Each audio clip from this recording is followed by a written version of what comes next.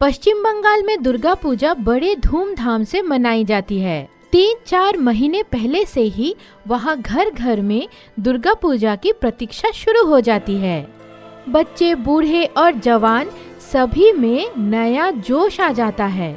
पूरी बाजार नए नए वस्त्र और आभूषणों से सज जाती है। नवरात्रि प्रारंभ हो गई थी, पूजा शुरू हो चुकी थी।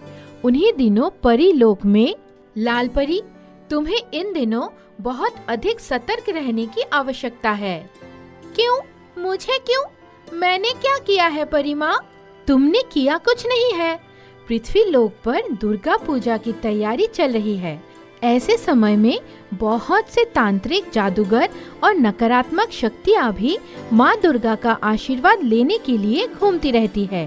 तुम अक्सर पृथ्वी लोक पर जाती रहती हो। मैं तो अपने काम से जाती हूँ और शाम होते ही वापस आ जाती हूँ। कुछ दिनों में ही मेरा पृथ्वी लोक पर पेड़ लगाने का कार्यक्रम पूरा हो जाएगा। तब मैं हफ्ते में एक बार ही जाया करूँगी। बस थोड़ा सावधानी की जरूरत है और कुछ नहीं। मुझे अगर पृथ्वी लोक पर ऋषि पराशर ने अपने आश्रम के आसपास पेड़ लगाने का आदेश ना दिया होता तो मैं जाती ही नहीं। दूसरे दिन ही लाल परी पृथ्वी लोक पर जाने से पहले रानी परी के पास गई।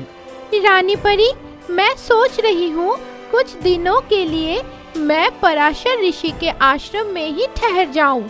इससे रोज रोज आने जाने की झंझट से बच जाऊंगी। ठीक है।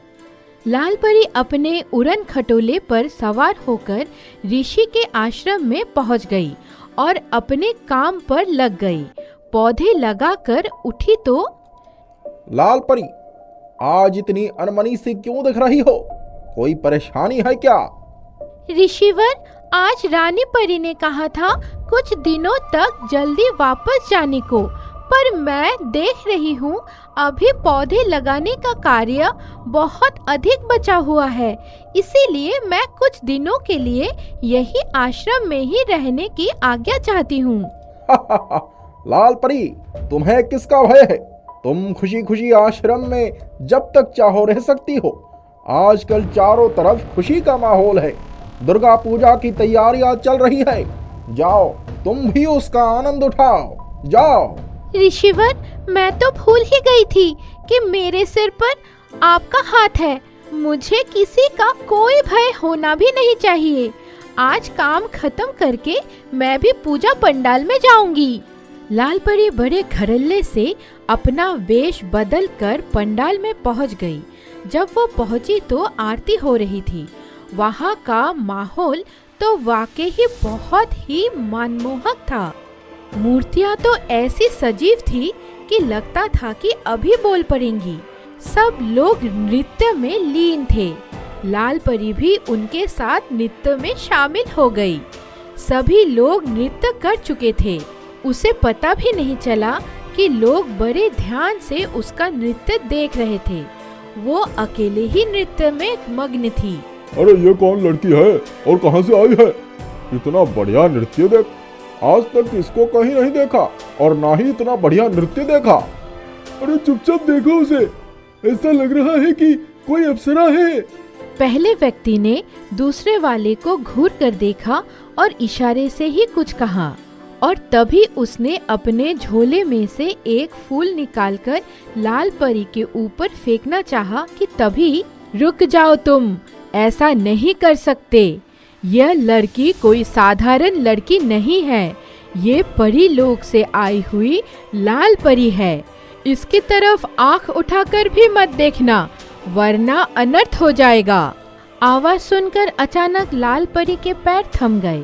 वो तो नृत्य करने में इतनी मगन थी कि उसे आसपास की कोई सुधि ही नहीं थी। उसने झट से अपनी बेकाबू सांसों को सामान्य किया और भीड़ को पार करती हुई पीछे की तरफ से बाहर आ गई। मुझे क्या हो गया था? ऐसा तो मेरे साथ कभी नहीं हुआ कि मैं बेसुध होकर इतनी देर तक नृत्य करती रहूं, और वो भी अकेली। अगर वो अदृश्य आवाज ना सुनाई पड़ी होती तो शायद मैं अभी भी नाच ही रही होती। कल से मैं नहीं आऊंगी पंडाल पर। चलो, तुम्हें रानी परी ने बुलाया है। ठीक है, आप लोग चलिए, मैं आती हूँ। वो दोनों जैसे ही थोड़ा सा आगे बढ़े, लाल परी ये कहते हुए आश्रम की तरफ उड़ गई। ए तांत्रिको, तुम कितने भी ज्ञानी बन जाओ, पर मैं भी ऋषि पराशर की शिष्या हूँ। उड़ती चिड़िया की पंख गिनना मुझे भी आता है। अपनी धूर्तता किसी और पर आजमाना। दोनों जटाधारी खिसियानी हंसी हंस कर रह गए। आज ये परी हमारे हाथ से निकल गई, फिर न जाने कहाँ और कब मिलेगी। हमें उसे तुरंत पकड़ लेना चाहिए था। चलो, कोई बात नहीं। लाल परी ने आश्रम पहुंचकर चैन की सांस ली। ऋषि पराशर मेरे साथ है तो मुझे किसी से भी डरने की जरूरत नहीं है। आज जो कुछ भी हुआ मेरे साथ मैंने अकेले ही संभाल लिया। ज्यादा कुछ होगा तो ऋषिवर से बात करूंगी। दूसरे दिन जब लाल परी अपने सारे काम निपटा कर आई तो दूसरे पंडाल में गई। मूर्ति के सामने खड़े होते ही उसे महसूस हुआ कि कोई उसका पीछा कर रहा है। वो पीछे की तरफ पलटी तो हैरान रह गई, क्योंकि ये तो कल वाला जटाधारी ही था जो आंखें बंद किए कोई मंत्र उच्चारण कर रहा था। मैं इस धूर्त को दिखाई ही ना पड़ूं। इसके बाद वो बहुत देर तक पंडाल में घूमती रही। चारों तरफ तरह तरह के चाट पकोड़े की खुशबू आ रही थी। आज मैं भी चाट खाऊंगी। उसने चाट के दुकान पर जाकर लाइन लगा ली। उसकी बारी आई तो उसने गोलगप्पे का ऑर्डर दिया। गोलगप्पे उसने पहली बार खाए थे। आंखों से और नाक से पानी गिर रहा था। उसे बहुत स्वादिष्ट लगा। वही बगल में एक लड़का उसकी तरफ ध्यान से देख रहा था। लगता है आपने पहली बार गोलगप्पे खाए हैं। क्या कहते हैं इसको, गोलगप्पे? हाँ, मैंने पहली बार खाए हैं, पर बहुत स्वादिष्ट है। ये तो अब से मैं रोज खाने आऊंगी। चलिए, मैं आपको यहाँ के सबसे अच्छे गोलगप्पे खिलाता हूँ। आज नहीं, मैं कल फिर इसी समय आऊंगी, तब खाएंगे। अभी तो मैं चलती हूँ। इतना कहकर लाल परी आश्रम की तरफ उड़ गई। वो लड़का आश्चर्य से उसको इधर उधर ढूंढता रहा। लाल परी जब आश्रम पहुँची तो आज मैंने कैसी चीज खाई कि अभी भी मुंह जल रहा है। नाम भी भूल गई, कल जरूर याद कर लूंगी। लाल परी को आश्रम आए 4 दिन बीत गए थे। वो रोज पूजा पंडाल में जाती थी और इधर उधर घूमकर वापस आ जाती थी। एक दिन उसे वही गोलगप्पे वाला लड़का मिल गया। आप तो उस दिन के बाद गायब हो गई। मैंने आपको हर जगह ढूंढा, पर आप मिली ही नहीं। मैं दरअसल हर पंडाल में घूमना चाहती थी, इसीलिए आपको दिखाई नहीं पड़ी। वैसे आप मुझे क्यों ढूंढ रहे थे? आपको कुछ बताना था। क्या? उस दिन आपके जाने के बाद एक जटाधारी साधु आपके बारे में काफी पूछताछ कर रहा था। उसने कहा कि आप परी हो। जो कोई उसे आपका पता बताएगा उसे वो बहुत सारे पैसे देगा। ओह, तो आप इसीलिए मुझे ढूंढ रहे थे? आप भी यही मानते हैं कि मैं परी हूँ? नहीं, मैं तो आपको यहाँ के सबसे अच्छे गोलगप्पे खिलाने के लिए ले जाना चाहता था। आपको पैसे का लालच नहीं है? मैं बहुत पैसे वाला नहीं हूँ, पर इस तरह के पैसे नहीं चाहिए। मेरी माँ ने हमेशा यही सिखाया है कि मेहनत से की गई कमाई पर ही हमारा अधिकार होता है। मैं आपके साथ अवश्य चलती, पर आज बहुत देर हो गई है। कल मिलते हैं। लाल परी चली गई। युवक वही खड़ा रहा। तब तक वो जटाधारी फिर से आ गया। आज वो परी फिर चली गई। तूने उसे रोका क्यों नहीं? वो परी हो या लड़की, मैं किसी को कैसे रोक सकता हूँ? तुम्हें इसका परिणाम भुगतना होगा। ये कहते हुए उस तांत्रिक ने उस लड़के को अपने त्रिशूल से मारना चाहा कि तभी लाल परी, जो कि अभी वापस नहीं गई थी, आ गई और उसने जादुई छड़ी को आदेश दिया। जादुई छड़ी, इस पाखंडी के जटाओं को पकड़कर सामने वाले पीपल के वृक्ष पर टांग दो। जादुई छड़ी ने तुरंत उसके आदेश का पालन किया।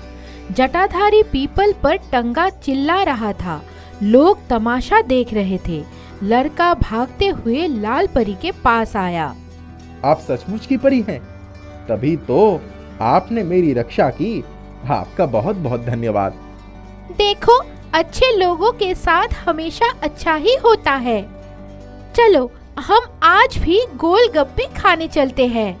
दोनों उस जटाधारी को वैसे ही चिल्लाते हुए छोड़कर गोलगप्पे खाने चले गए।